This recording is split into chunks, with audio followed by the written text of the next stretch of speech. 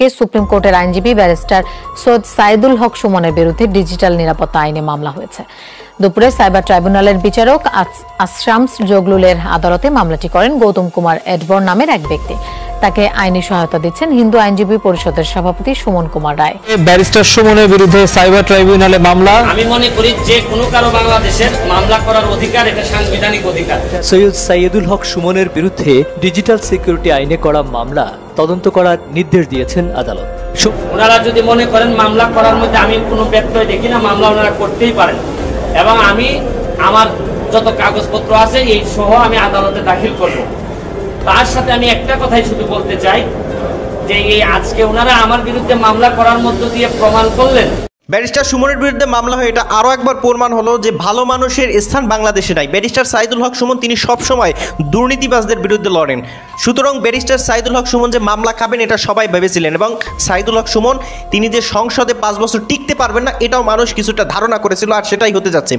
বিশেষ করে কে মামলা করলো, কেন মামলা করলো এবং সাইদুল হক সুমনকে টার্গেট করি কেন মামলাটা করলো, যেই মুহূর্তে ব্যারিস্টার সুমন তিনি দেশের জন্য ভালো কাজ করতেছেন এই সমস্ত কিছু উত্তর আজকের এই ভিডিওতে পেয়ে যাবেন। সম্পূর্ণ ভিডিওটা দেখলেই বুঝতে পারবেন ব্যারিস্টার সুমনকে কোন কোন মাধ্যমে ফাঁসানো হচ্ছে। তাই ভিডিওটা একটু লাইক দিয়ে দিবেন যারা ব্যারিস্টার সুমনের কর্মকাণ্ড ভালোবাসেন এবং নিজস্ব মতামত কমেন্ট সেকশনে লিখবেন ব্যারিস্টার সুমনকে নিয়ে। চলুন ব্যারিস্টার সুমনের বিরুদ্ধে যারা যে দুর্নীতিবাজরা মামলা করেছিল সেই দুর্নীতিবাজদের মুখোশ কিভাবে সংসদে ব্যারিস্টার সুমন উন্মোচন করে দিয়েছিল সেটা একটু দেখব। ভিডিও শেষ অবধি পর্যন্ত আপনারা দেখবেন। চলুন আগে ব্যারিস্টার সুমন দুর্নীতিবাজদের বিরুদ্ধে কিভাবে সংসদে প্রতিবাদ করেছিল সেটা একটু দেখে আসি। মাননীয় মন্ত্রী সমরে দল করিম কালো টাকারে সাদা করছেন উনি। তাও মন্ত্রী হওয়ার আগে 10 তলা একটা বাড়ি আছে ওনার, যেটার নির্মাণ ব্যয় হয়েছে 15 কোটি টাকা। তুপকানা রোডে 2টি অফিস পেয়ে, তারপর হচ্ছে গিয়ে জমি হচ্ছে গিয়ে অনেক অসংখ্য জমির মালিক। তারপর রাজধানীতে 4 শতাংশ জমিতে একটি বহুতল পাকা বাড়ি যার মূল্য কয়েক কোটি টাকা। আপনার পাইকপাড়ায় কেয়ারি বুরুজ ভবনে একটি ফ্ল্যাট আছে, পিরোজপুরে আছে ওনার, নাজিরপুরে আশেপাশের এলাকায় কোটি টাকার জমি ক্রয় করে দখল করি। কিন্তু আমার সমস্যাটা যে জায়গায় হয়েছে, এত জায়গা থাকার পরও, সম্পদ থাকার পরও, ঢাকা শহরে এরকম 2-3টা বাড়ি থাকার পরও উনি মন্ত্রী হওয়ার 1 মাস 2 দিনের মধ্যে আবার রাজুক থেকে প্লট বরাদ্দ নিছেন। তাও আমার কথা হচ্ছে যে কত টাকা লাগে একটা মানুষ। ও প্রাণী সম্পদ মন্ত্রণালয়ের তথ্য অনুযায়ী উনার জন্ম কিন্তু হচ্ছে 1962 সালে। 71 সালে যদি মুক্তিযুদ্ধ হয়ে থাকে তাহলে উনার বয়স হয় মাত্র 9 বছর। 9 বছর বয়সে উনি মুক্তিযোদ্ধা কিভাবে হলেন আমার জানা নাই, কারণ আমার মেয়ের বয়স 9। এই মেয়েকে স্কুলে পাঠাইতে গেলে একটা মানুষকে দিয়ে আমার স্কুলে পাঠাইতে হয়, তাহলে আমি কোনোভাবে মিলাইতে পারতেছি না যে 9 বছর বয়সে উনি কিভাবে মুক্তিযোদ্ধা হয়েছে। ডিজিটাল বাংলাদেশ দরকার, কিন্তু ডিজিটাল ব্যবস্থার অপব্যবহার করে যারা, তাদেরও বিচারের জন্য যদি ব্যবস্থা না হয় সেটাও কিন্তু এক প্রকার দায় মুক্তি তাদের জন্য হয়ে যায়। মাননীয় সদস্য জনাব সৈয়দ সাইদুল হক হবিগঞ্জ 4 একটি সম্পূর্ণ প্রশ্ন করুন। শুরু করিতেছি মহান আল্লাহর নামে, যিনি পরম করুণাময় এবং অত্যন্ত দয়ালু। মৎস্য ও প্রাণী সম্পদ মন্ত্রী তিনি হচ্ছেন গিয়ে আমাদের মাননীয় মন্ত্রী সমরে দল করিম। হচ্ছেন গিয়ে আমার জন্য একটি আইডল, আদর্শের জায়গা বলতে পারেন। আমি ওনাকে আদর্শ হিসাবে মনে করি এবং মনে করতাম আগে থেকে। ওনার কথা শুনলে আমার কাছে মনে হতো আমি হাঁ করে তাকিয়ে থাকতাম যে এত সুন্দর কথা বলেন এবং আমি ওনার মতোই হতে চাইতাম। কিন্তু আজকে যখন দেখলাম যে একটা নিউজ আসছে, আমি জানি না আপনারা দেখেছেন কিনা, সমকালে একটা নিউজ আসছে, যে এই নিউজটা পড়ার পর আমার কাছে, এই সমকালের নিউজটা আমার কাছে পড়ার পর আমার মনে হইতে যে 2-1টা কথা আমার মনে হয় বলা উচিত। কারণ আমি একটা কথা যে একটা বিশ্বাস করি যে আমি বঙ্গবন্ধুর সৈনিক, যেখানেই দুর্নীতির কোনো গন্ধ পাই, যেখানেই মানে মানুষের টাকা বা মানুষের টাকা নষ্ট হয় এরকম জিনিস পাই, আমি তারাই যাই, জীবনের যত ঝুঁকি থাকুক তা কেন। যে এই রিপোর্ট অনুযায়ী দেখলাম এই যে মৎস্য ও প্রাণী সম্পদ মন্ত্রণালয়ের তথ্য অনুযায়ী উনার জন্ম কিন্তু হচ্ছে 1962 সালে। 1962 সালে উনার জন্ম হয়ে থাকলে উনি মুক্তিযোদ্ধা হিসাবে দাবি করতেছেন, উনার সার্টিফিকেট আছে মুক্তিযোদ্ধার, এবং উনি 71 সালে যদি মুক্তিযুদ্ধ হয়ে থাকে তাহলে উনার বয়স হয় মাত্র 9 বছর। 9 বছর বয়সে উনি মুক্তিযোদ্ধা কিভাবে হলেন আমার জানা নাই, তাহলে আমি কোনোভাবে মিলাইতে পারতেছি না যে 9 বছর বয়সে উনি কিভাবে মুক্তিযোদ্ধা হইলেন। এটা আমার কোনোভাবে মিলতেছে না, প্রথম প্রশ্ন। পরের প্রশ্ন হচ্ছে গিয়ে দেখেন, উনি দেখলাম রিপোর্ট অনুযায়ী কালো টাকারে সাদা করছেন উনি, তাও মন্ত্রী হওয়ার আগে। আচ্ছা ধরে নিলাম যে ওনার টাকা আছে, অনেক টাকা আছে, উনি স্বনামধন্য আইনজীবী। এখন কালো টাকারে তিনি সাদা করেন, তার পক্ষে কিন্তু উনার মন্ত্রণালয়ে যত মানুষ দুর্নীতিবাজ আছে, যারা কালো টাকার মালিক, তাদেরকে তো নৈতিকভাবে উনি কোনো কথাই বলতে পারেন। উনি নিজেই তো কালো টাকার মালিক ছিলেন, যেখানে উনি সাদা করছে, এই রিপোর্ট অনুযায়ী এখানে স্পষ্ট আছে। এরপরে আমি আপনাদেরকে আরো জিনিস দেখাইতে চাই।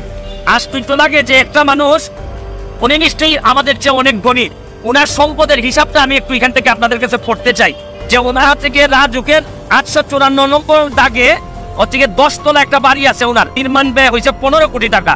তুপকানা রোডে ওনার হচ্ছে গিয়ে 2টি অফিস স্পেস, তারপর হচ্ছে গিয়ে জমি হচ্ছে গিয়ে অসংখ্য জমির মালিক, তারপর রাজধানীতে 4 শতাংশ জমিতে একটি বহুতল পাকা বাড়ি যার মূল্য কয়েক কোটি টাকা। কেয়ারি বুরুজ ভবনে একটি ফ্ল্যাট আছে।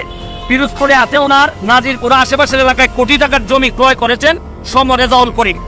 যে উনি হয়তো অনেক ধনী হইতে পারেন, ওনার এই জায়গা সম্পত্তি থাকতে পারে, কিন্তু আমার সমস্যাটা যে জায়গায় হয়েছে, এত জায়গা থাকার পরও, সম্পদ থাকার পরও, ঢাকা শহরে এরকম 2-3টা বাড়ি থাকার পরও উনি মন্ত্রী হওয়ার 1 মাস 2 দিনের মধ্যে আবার রাজুক থেকে প্লট বরাদ্দ নিছেন।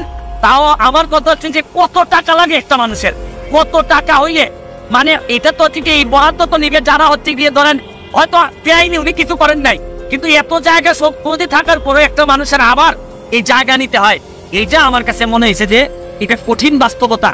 আমি এই রিপোর্টটা এখনো বিশ্বাস করতে চাই না, এখনো আমার আইডল। আমি মনে করি উনার যেভাবে উনি কথা বলেন আমি এখনো বিশ্বাস করতে চাই। আমি বিশ্বাস করি উনি এই সমকালে যতগুলা লেখা আসছে এইটার একটা প্রতিবাদ দিবেন অথবা এদের বিরুদ্ধে মামলা করবেন যদি এই কথাগুলো সত্যি হয়ে না থাকে। আর যদি সত্যি হয়ে থাকে তাইলে আর বলার অপেক্ষা রাখে না যে আপনার মতো লোকরাও যদি এই ধরনের বিতর্কিত হন তাইলে বঙ্গবন্ধু কন্যা কাদেরকে দিয়ে দেশ চালাবেন? মানুষ যদি নষ্টের কাতারে চলে যায় তাহলে বঙ্গবন্ধু কন্যা কাদেরকে দিয়ে দেশ চালাবেন? এত কষ্ট করেন উনি, দিনে রাতে জীবনের ঝুঁকি নিয়ে বাংলাদেশটাকে সামনের দিকে এগিয়ে নিয়ে যাচ্ছেন। আর আমাদের মতো লোকগুলা যদি এইভাবে আমরা বিতর্কিত হয়ে যাই, আমাদের যদি এত সম্পদ দরকার হয় তাহলে কোনোভাবেই বঙ্গবন্ধু সোনারভাবে আমরা পৌঁছাইতে পারবো না। এখনো বিশ্বাস করি যে উনি প্রতিবাদ দিয়ে মামলা করবেন যদি এগুলো সত্য হয়ে না থাকে। আর বিশেষ করে মুক্তিযোদ্ধার বিষয়টা উনি যদি প্রকৃত অর্থে হয় উনি মুক্তিযোদ্ধা হিসেবে সঠিক কিনা উনি প্রমাণ করবেন, নাইলে উনার জন্মসাল ঠিক কিনা এটা উনাকেই প্রমাণ করতে হবে। নাইলে মুক্তিযোদ্ধা এবং মুক্তিযোদ্ধাদের মতো এই একটি সম্মানিত জিনিস নিয়ে উনি যদি কোনো কিছু করে থাকেন এটা আমাদের জন্য চরম দুর্ভাগ্য হবে। আজকের মতো বিদায় নিচ্ছি, ভালো থাকবেন। যতদিন বেঁচে আছি প্রতিবাদ করার মধ্যে দিয়ে যাইতে চাই, আর মরে গেলে তো আপনাদের কাছে শুধু দোয়া চাই। ব্যারিস্টার সাইদুল হক সুমন তিনি সত্যের পক্ষে যেভাবে লড়ে যাচ্ছেন, এতে তার বিরুদ্ধে 2-1টা মামলা থাকা এটা খারাপ কিছু না। জনগণ জানে মামলা, ভালো মানুষের মামলা খায়, ভালো মানুষের জেলখানায় বসে মারা যায়, তাদেরও ফাঁসি হয়, এটা বাংলাদেশের মানুষ ইতিমধ্যে বুঝে ফেলছে। তো ব্যারিস্টার সুমন তিনি নাকি হিন্দু মানুষদেরকে নিয়ে খারাপ আচরণ করছেন, চলুন যে কারণে তার বিরুদ্ধে নাকি মামলা হয়েছে সেটা একটু শুনে আসি।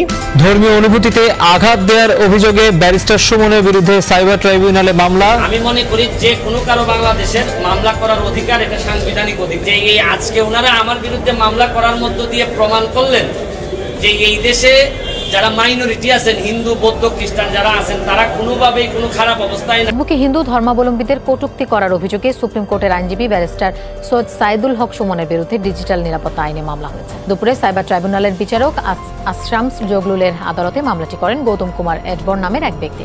তাকে আইনি সহায়তা দিচ্ছেন হিন্দু আইনজীবী পরিষদের সভাপতি সুমন কুমার রায়। মামলার অভিযোগে বলা হয় ফেসবুকে ব্যারিস্টার সুমন হিন্দু ধর্মকে নিকৃষ্ট ও বর্বর ধর্ম বলে মন্তব্য করেছে। তবে সুমন এ ব্যাপারে আগে থেকেই বলে আসছেন যে আইডি থেকে এমন কথা বলা হয়েছে সেটি ভুয়া। ব্যারিস্টার সুমনের দাবি তার নাম ব্যবহার করে কেউ এটি করছে। মানে শয়তানও বিশ্বাস করবে না। ব্যারিস্টার সাইদুল হক সুমন তিনি হিন্দু বা বাংলাদেশের মুসলমান বা হিন্দু দেখে যে তিনি কোনো রকম মানুষের প্রতি অবিচার করেন এটা হয় না। তিনি বরঞ্চ তিনি মন্দিরের জন্য যতটা ভালো কাজ করেন, মসজিদের জন্য তিনি ততটা ভালো কাজ করেন, এটা আমরা যেটা দেখেছি। সুতরাং এই দিক থেকে ব্যারিস্টার সুমনকে আপনি কোন নজরে দেখেন কমেন্ট সেকশনে লিখে যাবেন। ভালো থাকবেন সবাই। আসসালামু আলাইকুম ওয়া রাহমাতুল্লাহ।